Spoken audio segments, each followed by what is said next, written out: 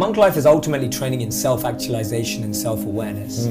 It's meant to start when you're 5. The problem is we all went to normal schools that try to put stuff in us rather than take stuff out of us. It's crazy. You talk about this, right? Like, you know, you were told at school that you weren't very good and you weren't good at English, and now you have a New York Times bestseller, right? Yeah. And it's like, but no one noticed that potential inside you. No one noticed that, oh, Lewis was really creative. Right. And you're not the only person. There's so many people who feel like that. So the modern schooling system didn't extrapolate your self-actualization, your element, and just try to put maths, English, science inside.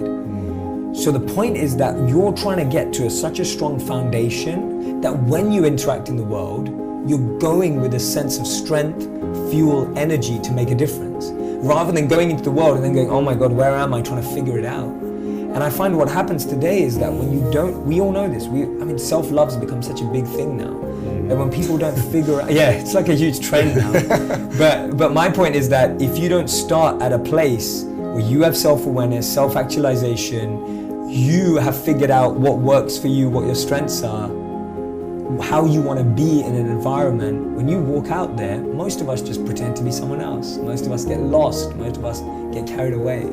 So my point is, strengthen yourself, grow yourself, and then of course interact with the world. So we had that.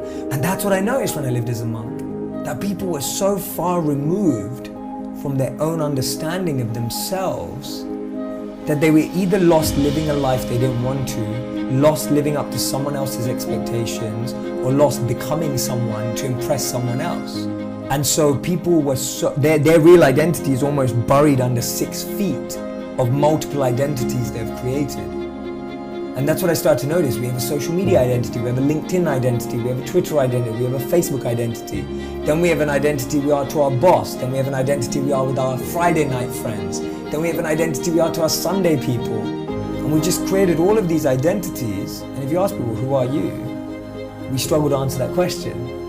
And so as a monk, you're just taught to dig deeper beyond all those identities and kind of, again, bring out yourself rather than define yourself. So that was what I noticed. I just started to notice that people had a big lack of self-actualization. They were very disconnected from what they wanted, needed, and understood about themselves. And most people's identities were crafted by the reflection in this mirror of their mum, dad, friends, boss, partner, whatever.